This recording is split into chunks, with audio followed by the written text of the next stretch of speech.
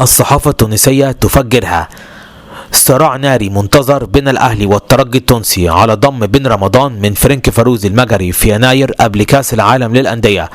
أكدت الصحافة التونسية على أنه في شهر يناير القادم سيكون هناك صراع كبير ما بين الأهلي والترجي على ضم محمد علي بن رمضان من نادي فرنك فاروزي المجري.